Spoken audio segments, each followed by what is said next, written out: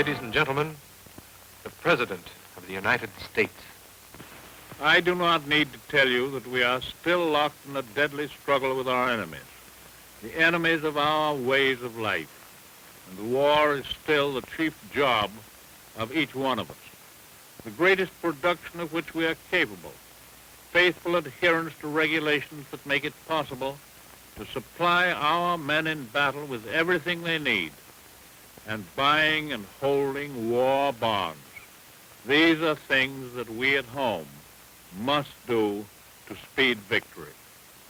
In the past 3 years, more than 85 million Americans have invested billions of dollars in bonds. Never before have so many people held such a direct share in a great national effort to save, to buy, and to hold all that we can of war bonds. This is a small service to ask of us who do not fight.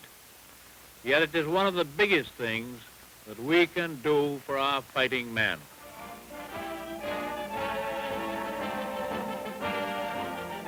It is one of the biggest things that we can do for our fighting men.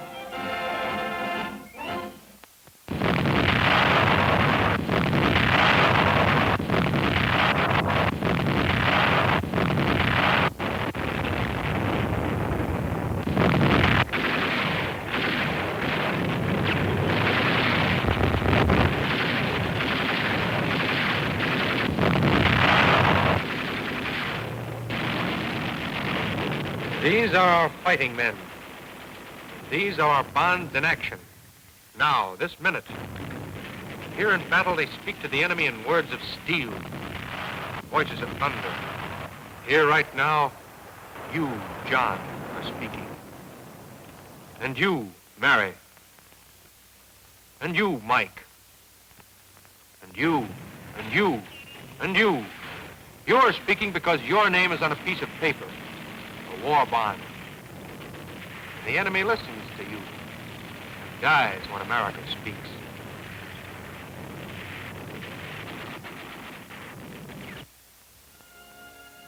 But battle isn't all noise. There's also silence. The deep silence of men suffering.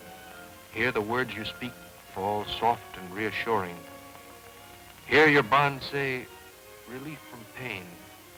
They say hope, health, sanity. They reinforce the skilled fingers of surgery, shelter injury and illness, give back life itself to men who face losing it because it's their job. The power of life and death. Death to the enemy and life to our fighting men. That's a tremendous, a vital power, and you hold it. War bonds. You hold another power, too. Your war bond has two sides. One side fights the war. The other side wins the peace. Your own personal peace. As Mr. Phillip Murray, president of the CIO, says, the great payroll savings plan, now numbering some 27 million workers, was introduced as a wartime measure to help finance the war and combat inflation.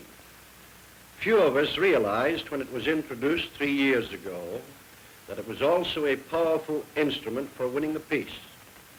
To a program of regular savings engaged in now and carried over into the post-war era, the working men and women of America have an unprecedented opportunity to ensure themselves a substantial measure of security. Mr. William Green, president of the AFL. Men of labor know that in organization there is strength, and the men and women of America are today organized into a vast war bond army. If we remain united by buying and holding war bonds until they mature, we shall be taking a great step forward toward the realization of that security to which we look forward in the future.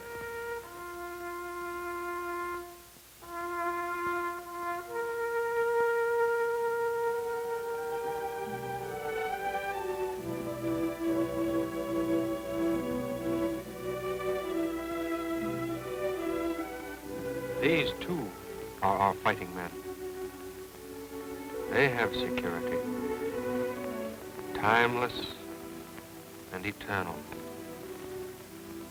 They got it the hard way. It wasn't the kind they wanted, but they knew what they had to do. And they knew, too, these partners of yours, what you have to do. They knew what bonds mean out there and back here, now and in the future. They knew what Mr. Eric Johnston, President of the United States Chamber of Commerce, means when he says, "The great industrial machine of America has performed miracles during this war, and it will continue to meet any demand that may be placed upon it until at long last victory is ours. But it takes work and money and plenty of both to keep this immense industrial machine operating at full steam. The bonds you buy and hold now account for a large part of that money. And when the war is over, these very same bonds will form a backlog of funds with which you can buy a home, or educate your children, or put you in a small business, or if needed, for food, rent, and clothing. The bonds that you buy today and hold in the future give you a vital stake in our America that is and in our America that is to be."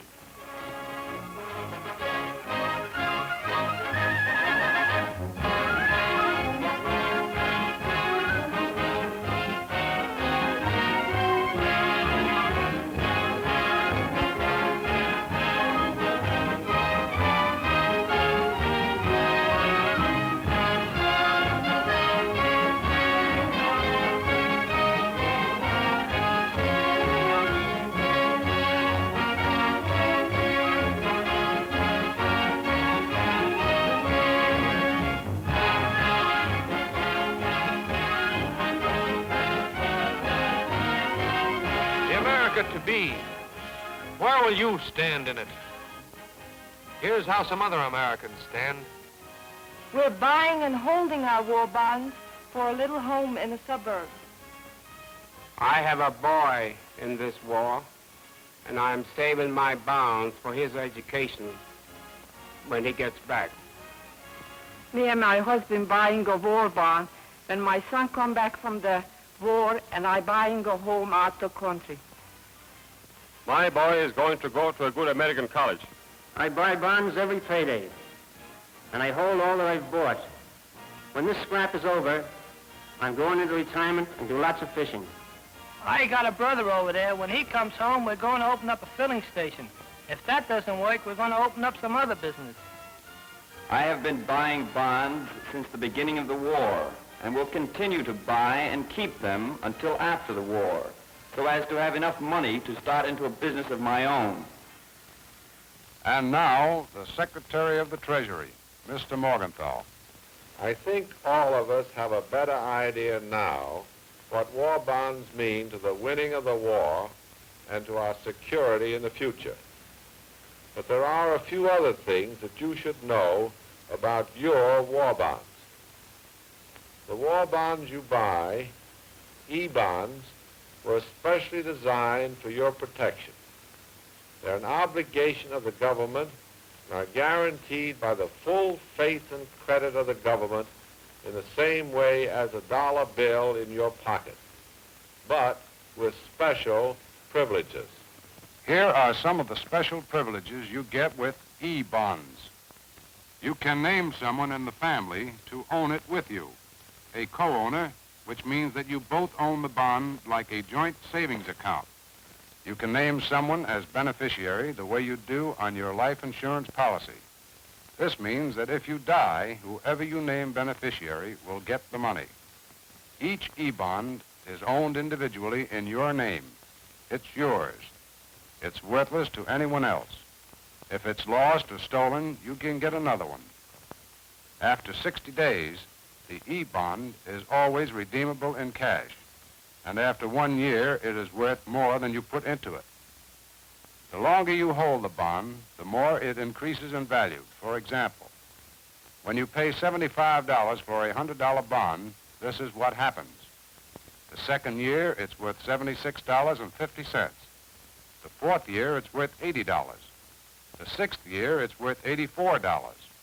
The eighth year, it's worth $92. At the end of 10 years, $100. As Secretary of the Treasury, I can assure you that the government will stand back of this bond and fulfill every provision of it. It will be paid precisely and exactly according to terms under which it was issued. You have only to hold on to your bonds to receive the maximum return, for they are designed to favor those who hold them the longest. Keep buying them regularly and hold them to maturity. That's the story. Put every dollar you have into the green uniform of the E-bond. And for the nation's future, and for your own, hold them. They work for the war, and they work for you. I know what I'm talking about. I used to work in a war plant myself 2 years ago. Since then...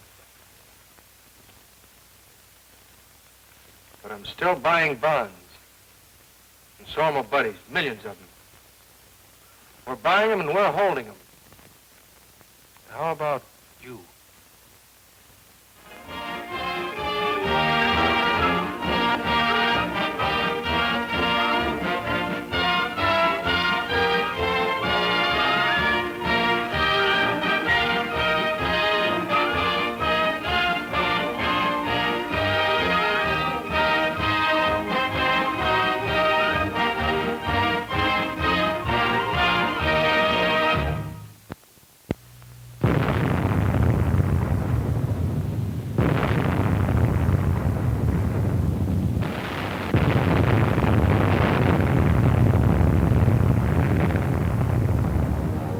This could be America. This is the way it might have been. The Japanese Air Force spreads its imperial wings over the American states to repay our treacherous enemy for his attack. With bombs and bullets spreading death and destruction, our honored brothers strike as far inland as Denver, Chicago, and Cincinnati. No, that's not quite the way it happened. This is the way the war looks when an American pilot takes a sight through his guns. Saigon, Nagasaki, Yokohama. That's where the war is being fought. And the pilot in this plane traveled 12,000 miles from New England to fight in it. You know what got me? It was the green fields and the houses, even the roads. Hell, it looked just like Vermont. Yes, from up here it looks like Vermont, or Pennsylvania, or Nebraska, or West Virginia. But it's not. It's 12,000 miles away. But just remember, these could be Jap planes diving on Main Street, or the farmland just out of town, or the house next door. This could be a harbor in Texas.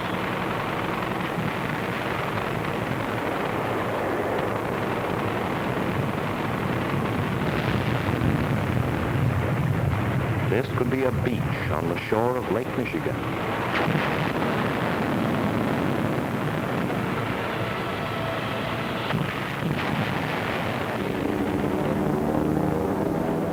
This could be a small town in Iowa.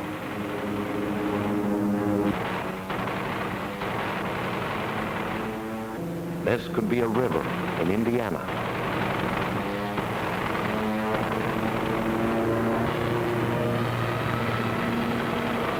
This could be a field in California.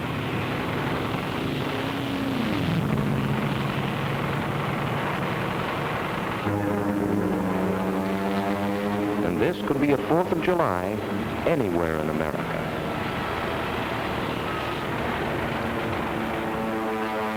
Yes, this might have been America, but it's not.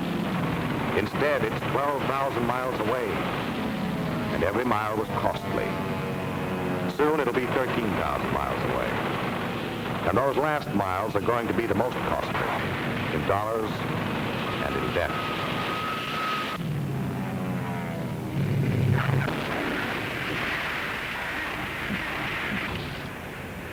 pilot who took these films brought them back. He brought back his plane and his gunner, too. But he didn't live long enough to see them himself. Some of those 4th of July Roman candles caught him in the chest. But it's because of guys like him that these pictures were taken 12,000 miles away and not in America. How much does it cost to fight a war 12,000 miles away?